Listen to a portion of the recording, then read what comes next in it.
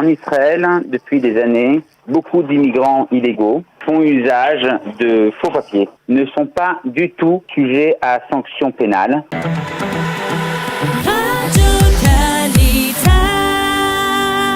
Nous sommes en ligne maintenant avec le docteur Yona Cherki. Yona, shalom, boker tov. Boker tov. Merci d'être avec nous ce matin. Alors, nous vous avons sollicité parce que votre centre, le centre d'information sur l'immigration en Israël, a publié un rapport qui est un rapport plutôt inquiétant, préoccupant, on va dire. Quelles sont les conclusions de ce rapport ? En Israël, depuis des années, beaucoup d'immigrants illégaux font usage de faux papiers. Maintenant, en Israël, lorsqu'une personne fait usage de faux papiers, normalement, il est poursuivi par la justice et il doit purger des années de prison, il doit payer des amendes, etc. Or, étant donné qu'Israël est tellement pressé de se débarrasser des immigrants illégaux, elle ne les fait pas comparaître en justice, elle ne les poursuit pas, et en réalité, ça crée une situation dans laquelle ces immigrants illégaux qui font usage de faux papiers ne sont pas du tout sujets à sanctions pénales. La seule chose qui se passe en réalité, c'est qu'ils les renvoient, la police des frontières les renvoie chez eux après les avoir attrapés. Alors en fait, une personne arrive à l'aéroport de Ben Gurion avec des faux papiers. Si elle arrive à passer l'inspecteur des passeports à l'entrée, alors tout baigne, tout va très bien. Elle rentre en Israël et elle peut se promener ici, travailler, etc. Si elle a été attrapée, la seule sanction, c'est le renvoi chez elle dans le pays d'origine. Maintenant, si elle a réussi à passer donc le poste de frontière, elle arrive en Israël. Elle a réussi donc avec des documents, des passeports falsifiés, on est d'accord ? Exactement, des passeports falsifiés, des faux visas, etc. Donc maintenant cette personne-là, c'est une situation de win-win situation dans le sens où si elle a réussi à passer le poste de frontière à l'aéroport, à ce moment-là, ensuite, elle est dedans. Elle n'a aucune chance d'être poursuivie, c'est cela ? Voilà, c'est-à-dire qu'en réalité, il n'y a jamais de poursuite en justice.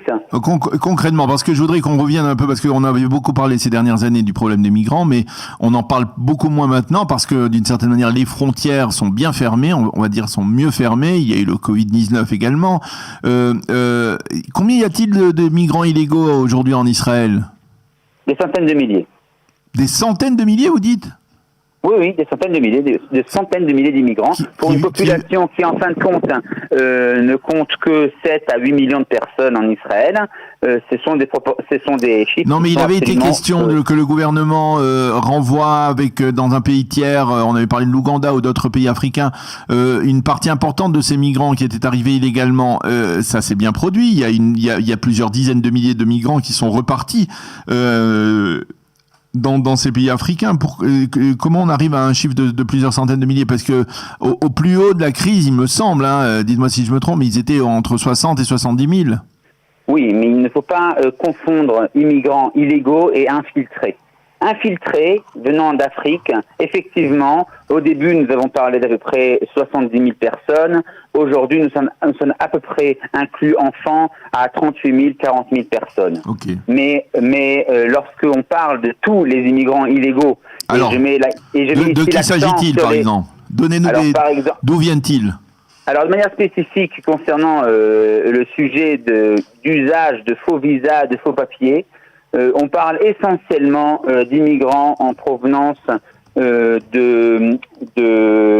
de l'Est, ex-Union soviétique, donc de Moldova, d'Ukraine, de Géorgie, de la Russie, etc. Qui viennent ici pour essayer de trouver du travail, qui n'ont pas du tout l'intention de réclamer l'asile politique. Exactement.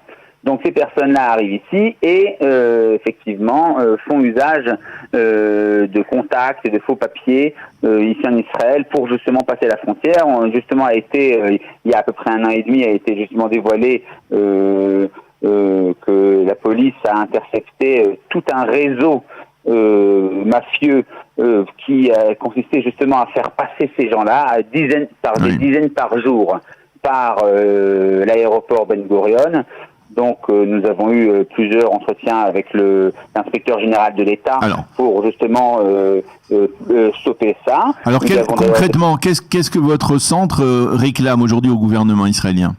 Voilà, alors le rapport qui a été déposé auprès de la ministre de l'Intérieur et du directeur général du bureau de l'immigration. Le rapport, donc, qui d'abord présente le problème, expose le fait que, selon l'information que nous avons reçue, aussi bien l'information officielle que l'information que nous avons récoltée par la suite, nous nous sommes rendus compte qu'effectivement ces personnes n'étaient jamais sujet à une poursuite judiciaire et l'essentiel effectivement c'est que ce que nous essayons de mettre en place, c'est qu'effectivement l'État commence à poursuivre ces personnes-là, à les emprisonner, à leur donner des amendes qui ensuite poursuivront, ces amendes les poursuivront même dans leur pays d'origine afin de dissuader ces gens-là et leurs futurs compatriotes d'arriver en Israël et d'essayer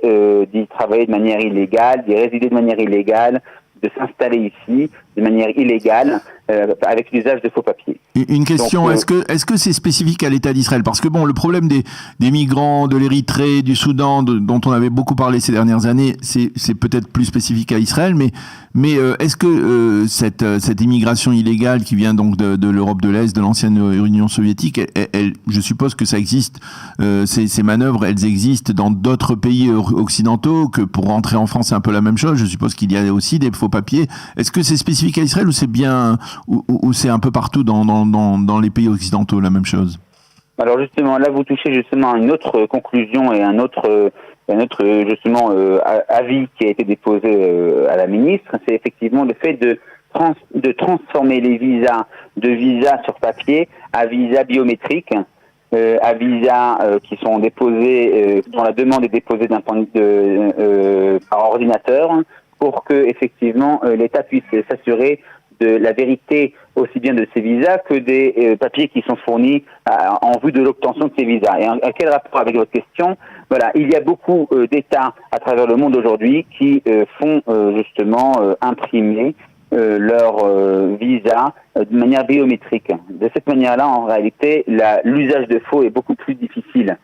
Et en Israël, aujourd'hui, nous sommes encore dans le système d'il y a 50 ans, où le visa est imprimé sur papier et sans aucune suite ou antécédent biométrique. Et en réalité... Donc je comprends bien que c'était aussi une de vos revendications par rapport aux autorités, c'est de transformer ce visa en biométrique. Exactement. Les visas doivent être biométriques et la poursuite pénale doit être effective afin de dissuader ces personnes et de rendre beaucoup plus difficile justement l'immigration illégale vers Israël, qui aujourd'hui, dans les proportions où elle est, met effectivement le futur de l'État d'Israël en tant que pays juif et démocratique en danger.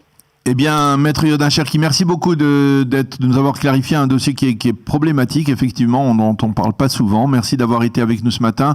Bonne journée, Shavua Tov. Bonne journée, Shavua Tov.